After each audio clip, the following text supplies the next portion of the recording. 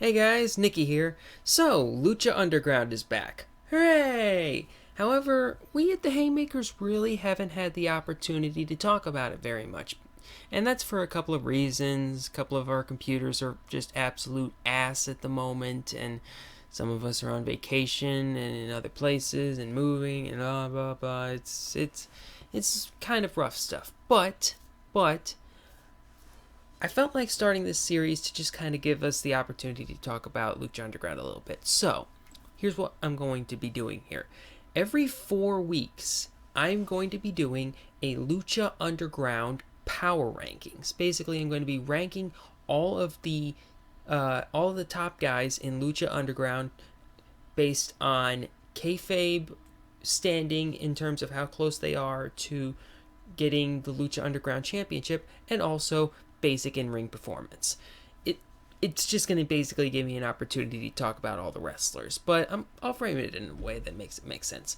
So, by the way, just to kind of graph where we were at the start of this series, here is a power ranking that I cooked up for where the wrestlers were directly after Ultima Lucha ended.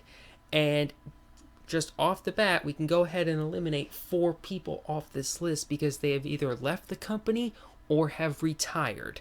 And those people are Alberto El Patron, let's see here, Hernandez, Big Rick, and Blue Demon Jr. All those guys will not be appearing in Season 2. So, with that said, let's go on to the honorable mentions. Okay, first up on the honorable mentions list is PJ Black. He had one match so far, and that was in episode 2 where he lost to the Mac. And his match was good.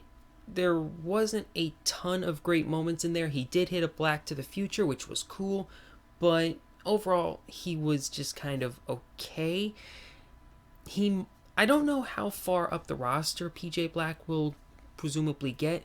I think the farthest they'll take him is maybe he'll get a run as Gift of the Gods champion, but PJ Black, I'm sure they'll start handing him some wins and he'll get some momentum going. But for right now, he's just outside the top 15. Also just outside the top 15 is Killshot. He had himself a match against Johnny Mundo, and wow, his match against Johnny Mundo was really, really good. Like, I would go so far as to say that Mundo versus Killshot was one of the best matches of Season 2 so far. It was really good, and it's a damn shame that he really didn't get a chance to shine at Ultima Lucha. He was like the biggest name on the roster who didn't show up at Ultima Lucha in any capacity. So, hopefully he'll get a chance to come into his own and get some momentum going this season, because I really want Killshot to do good things. And then there's Jack Evans, who he got a pretty decent win over Drago, although it was kind of an ugly one. Like, you talk about Jack Evans, and he's supposed to be like the innovator of Lucha Libre as we know it today, but a lot of the match was just kind of ugly. It was just kind of like eye gouges and just clubbing fists, and it was just like, yeah, it was a good match, but I think this was only Jack Evans' second singles win. Kind of weird when you think about it. Like, Jack Evans is supposed to be like this huge freaking deal, and this is like win number 2 for him. I think he had a couple of tag team wins, but other than that, either way, I think Jack will probably get some kind of decent push this season. We'll see how it goes. Also on the honorable mentions is Tejano. He showed up after the 6-man tag match between Team Havoc versus Chavo and the Crew, and he came out and kicked everybody's butt. Now, basically the big reason that I have Tejano on this list at all is basically just off of what we saw in his returning vignette back in episode 3. The one where he was talking about how he comes from this great family, but he had to work his entire life. He wasn't given a damn thing, and how he's one mean Mexican and he doesn't fight fair and blah blah blah. And he really sold me on him coming back, which is impressive because back in Season 1 I wasn't the hugest fan in the world of Tejano, but now I want to see him. I want to see him fight the Crew, and I want to see him fight Chavo. He's probably not going to fight Blue Demon because according to Cortez Castro, he's retired back to Miami, but we'll see how that goes. Also, Cortez Castro. Damn, did he get a lot more interesting after the end of the 3rd episode? Guy's an undercover cop. That changes everything about the crew, because now you've got to keep your eye on Castro, and on top of that, they keep building up Mr. Cisco as like this, oh, he's the most vicious guy out of the crew, and he'll just as soon kill you as look at you. And they're kind of taking the focus off of Castro, but at the same time, you have to keep your eye on Castro, because it's just like, ooh, I wonder if there's something that's going to happen. Is he going to get outed? Like, is he going to just straight up arrest everyone at some point? It's going to be interesting to see how that goes. Next up is Cobra Moon, who she had her debut in the 3rd episode against Bengala, and she, quite frankly, had the worst match of season 2 so far, and it was one of the worst matches of the entire series. It looked like it was taking place in slow motion. Like, at this point, we hold these people to a higher standard, so to just kind of have a slow, meandering match, that it just wasn't that fun to watch. Hopefully, Cobra Moon is able to pull it together in future matches, but we'll have to see where that goes from here. And then there's Aerostar, who his only appearance so far has been in a vignette, but at the same time, that vignette raised a lot of questions with Aerostar, because what the hell exactly is he? Is he a time machine, basically? Like, we knew he was a space traveler going into this, but now he apparently lived 1,000 years ago, so he's either a time traveler or immortal. Either way, I'm cool with it. Like, hey, wrestling's fun. And finally, Rey Mysterio and El Dragon Azteca Jr. Now, they haven't had their in-ring debut yet, but they have had loads of vignettes, and it seems like they are just about ready to make their grand entrance. So, can you imagine how hard, like, the roof is going to come off of the temple when Rey Mysterio comes out? I cannot wait for that moment. That's the thing I am looking forward to the most right now. So, on to the top 15. At number 15, we have Joey Ryan. Hey Joey, Miami Vice called. Not to ask for that look back though. They said keep it. Like, you got it all greasy. It's just don't touch. You're kind of... Joey Ryan is just so much fun to watch. He is so... He gets his character so well. He's just the sleaziest looking slime ball you could possibly imagine. It's just like... This guy made me laugh a ton during his match with Cage. Like, I want to see this guy get the shit beaten out of him. Like, I could very easily imagine that Joey Ryan is basically the face version of what Marty Martinez is in the ring. Like, he's just there to get the living fuck knocked out of him. And I think that's quite a good place for him. And I think it'll work, because right before he got into the ring, he was talking about, I'm going to show you how a real cop gets the job done. And then got his shit pushed in by Cage. I'm really looking forward to the next time we see Joey Ryan. That's going to be a lot of fun. At number 14, we have Sexy Star. She's dropped 4 spots from where she was after Ultima Lucha, and really, I had a hard time keeping her on the list at all. Like, I could very easily have put PJ or Killshot on here, but, like, if she hadn't had that vignette at the very end of episode 4, where she came back, apparently having escaped from Marty and his sister, it looks like Sexy Star is ready to make her season 2 debut. So that will probably happen, and once that does happen, she'll probably move right back up the rankings. We'll have to see how that goes. Also, I probably could have put Marty the Moth on the honorable mentions, although he was pretty far down back during Ultima Lucha, so either way. At number 13 is Drago.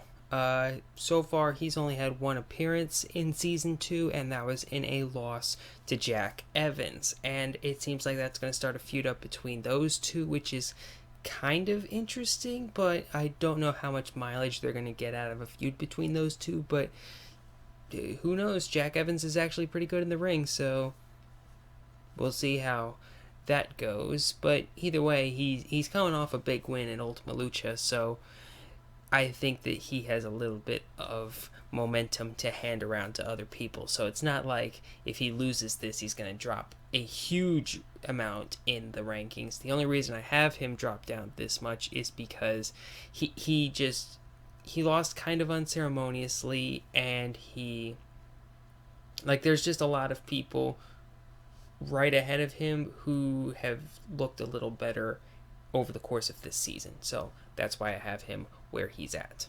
Number 12 is Son of Havoc. Kind of interesting. The team is named after this guy, but he's arguably the least interesting member of the team. Weird.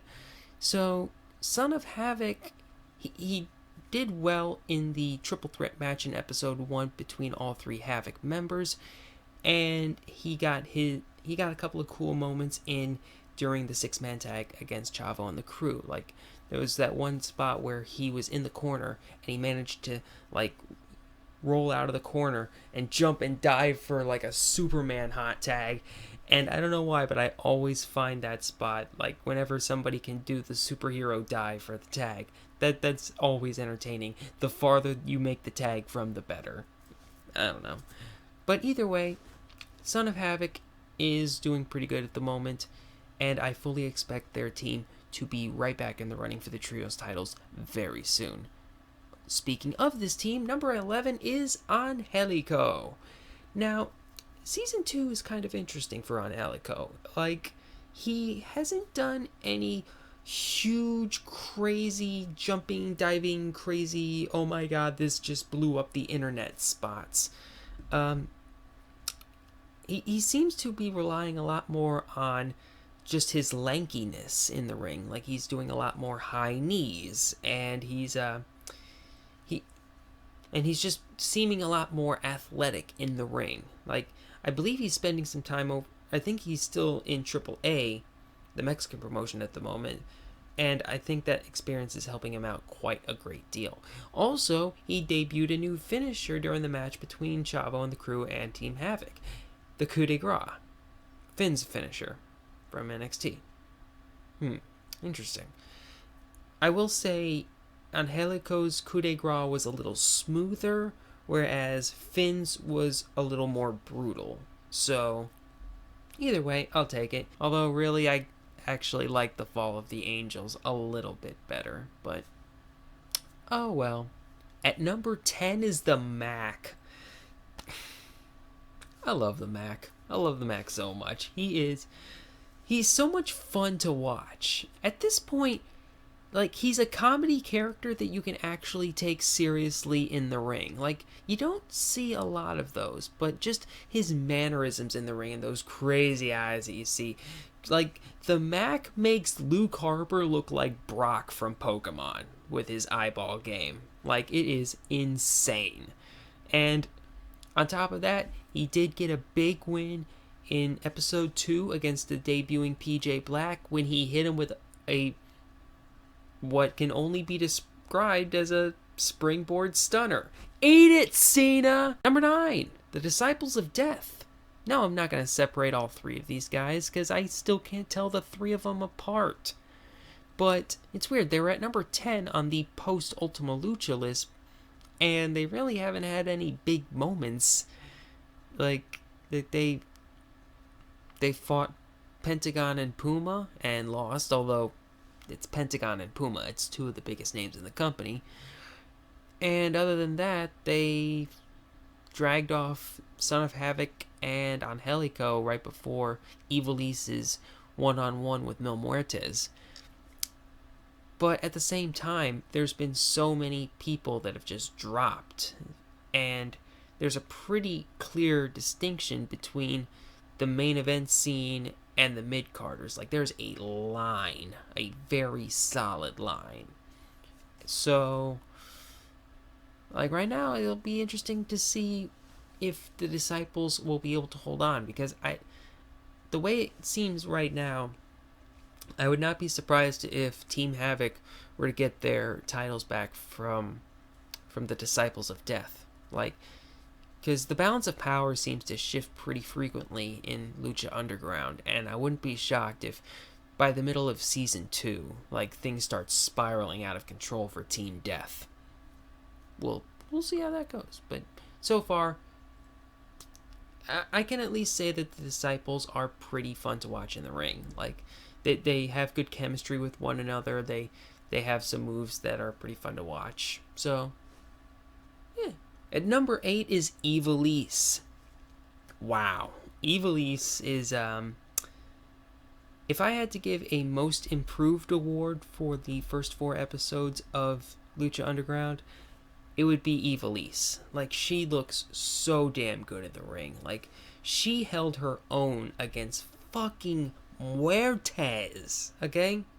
Like, she didn't get a lot of offense in, but the offense that she did get, like, she took, like, she showed some really cool stuff in there, and she showed some really cool moves against Chavo and the crew.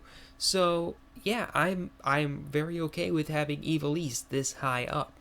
She's the first woman to compete for the Lucha Underground Championship in a one-on-one match. Because technically you could say that I think both Ivelisse and Sexy Star were in Aztec Warfare. So, but either way, congrats to Ivelisse. She is looking damn good in the ring. More than one.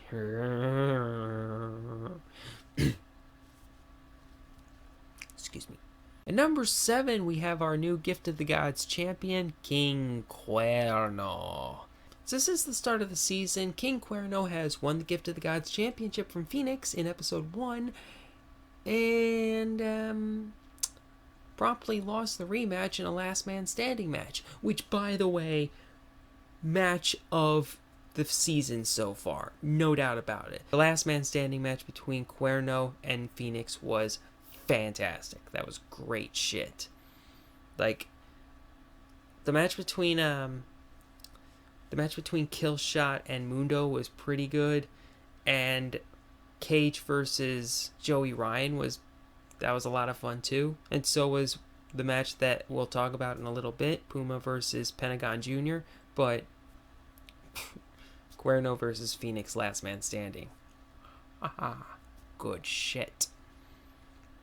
Now, seeing as how he just lost the last man standing match, and going into this match, Catrino is already hard on Cuerno, I get the feeling that Cuerno is going to have to put his title back on the line. And when that happens, like, I think that they're about to cut ties with Cuerno because he's just not getting the job done for him, which is a damn shame. And I really hope that this doesn't lead to Cuerno getting too far buried, because, like, I really like his moves, and he's been looking pretty damn good in the ring. So hopefully Cuerno still has a place to go after all this, after the dust settles. At number 6 is Johnny Mundo, which is weird. Like, after Ultima Lucha, I had him all the way up at the number 2 spot. Like, he was behind Muertes and no one else. Like, I even put him ahead of Puma after Puma lost to Muertes. But here's the thing. Since he came back, he has a win against Killshot. He called out Muertes. And then he proceeded to get his ass handed to him by Cage at every given opportunity. Like, Cage showed up immediately after he called out Muertes, and Cage laid him out. Then, after Cage's match against Joey Ryan in episode 4, Cage laid out Mundo, hit him with the Weapon X, like, just destroyed him. Now, he's been laid out twice by Cage, and episode 5's main event is going to be Cage versus Mundo. And if wrestling storytelling has told me anything, that means that Mundo is probably going to get the win over Cage. And if that's the case, then when I do my next one of these power rankings, my rankings will be adjusted as such. But for the time being, Mundo has been getting his butt kicked a little bit, so he's going to come down the rankings just a notch. In fact, he is directly below the number 5 man, Cage. He's not a man. He's a machine! So, Cage has come back and has looked damn good in the process, and the crowd is into him like holy shit. Like, when Cage came out during Johnny Mundo's segment with Muertes, and he got a huge ovation. Like, I really wasn't expecting that. Like, at that point, the last time we had saw Cage, he was putting the Mac's head through a cinder block, and he comes out and everybody's just like, Cage. I guess the people in the temple really do just love unmitigated violence. I can dig it. But either way, like, Cage has looked really, really good since he came back. Like, his match against Joey Ryan, as mentioned earlier, was phenomenal. I mean, at one point in the match, he pulled out a fucking Steiner screwdriver. That was fucking cool.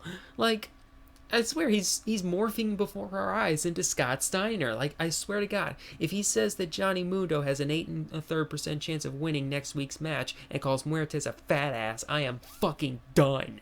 That would be sick. I like what Cage is doing so far, and I would not be opposed to seeing Muertes versus Cage. That would be awesome. I don't know if they've ever actually faced each other. They haven't. I don't think they have. Muertes versus Cage. I think that would be fun.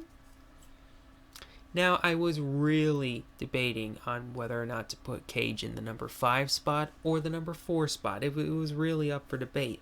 But I ended up giving the number 4 spot to Phoenix, because Phoenix has just been lighting it up since he came back. Yeah, he lost the Gift of the Gods championship, but he has been right there in Katrina's face, in Muertes' face, just fighting the good fight. And, like, his gimmick is that he's a comeback guy. That is literally his persona. So seeing him come back and fight Cuerno in that last man standing match, the finish to which was awesome. You know they have to do crazy stuff with the endings of last man standing matches, and the ending to that last man standing match did not disappoint. That was quality wrestling stuff. So now that he has that win over Cuerno in the last man standing match, presumably he will get another shot at Gift of the Gods and might win it back. And if that happens, he might get another shot at Muertes. That's gonna be fun. At number 3 is Pentagon Jr. Now, this was another one that I really, really had to rack my brain around deciding on who was going to take the 3 and the 2 spot. And really it came down to the main event of episode 4. Spoilers, I guess. Actually, yeah, this whole thing is like spoilers, but the spoiler that I just gave was, I just spoiled who's number 2. It's Prince Puma. Oh no. But yeah, Pentagon Jr. Fucker broke Mil Muertes' arm. Like, first night back. Good shit. Like, that, and after the match against the Disciples of Death with Prince Puma, the handicap match, after Puma hit the 630 splash, like, Pentagon sneaks in and gets the cover. Like, just to remind us that, yeah, the guy is technically heel. Like, because when you come out and you break the arm of the biggest heel in the company, people are going to be like, okay, you are at least tweening it up. But, yeah, guy's still heel. Let's not forget that. I think he just... Didn't last year he win Best Heel in AAA or something like that? Like, I don't know. But Pentagon has been impressing me. His match against Prince Puma at the end of episode 4 was really, really fun, and the finish to that match was great with the double pin that Puma got out of just in the nick of time by, like, balancing on his head. It's that. That was sick. I like that. That was clever. But yeah, just good stuff there. Anyway, on to number 2. Of course, Prince Puma, staying on the subject of that match. After the match, he nearly broke Pentagon's arm, and he only did it because, good guy. But this is not over between Puma and Pentagon. Like, I would not be shocked if at some point Pentagon broke Puma's arm. But, there's something weird happening with Puma. Like, in certain forums, I've seen some people start to turn on Puma, which is a little bit weird. Like, they're saying stuff like, they don't want a silent champion, and like, they don't like the fact that Puma hasn't said any words since he showed up in Lucha Underground, and blah blah blah blah. But at the same time, it's like, he's the perfect representation of what Lucha Underground is. Like, they aren't going to cut 20-minute promos on you. Like, they're there to kick people's asses. And that's what Puma does. He doesn't talk a lot. He just beats the shit out of people and does crazy flippy shit in the process. So, yeah. I'm cool with Puma. I will be for a little while to come. And of course, number 1 is still the champion, Mil Muertes. How can you not put number 1 for a guy who is sitting on a motherfucking skull throne? So far, Mills had only one match, and that was a championship defense against Ivelisse, which was quite a good match. Like, not one of the best, but at the same time, it was a quality super big guy versus super little person match, and Mill looked really good in the process. He got Ivelisse in the flatliner, and yeah. And even though his arm is busted up at the moment, he's still big enough of a threat that even with the mangled arm, you could still reasonably believe that he could kick the shit out of every single person on the roster. Like, with the possible exceptions of, like, Puma, Pentagon, maybe Phoenix. Like, even with the mangled arm, I would still have him being able to beat Cage, Mundo, or Cuerno, or anybody else. The Mac. Muertes versus the Mac would be hilarious. So, that's it for this week's Power Rankings. I'm going to do this every 4 weeks. That way it gives the entire roster a chance to compete and kind of give the rankings a chance to cycle and have people go up, have people go down. But yeah, I'm going to try and make this a regular thing. So, that's it for this week. See you guys later.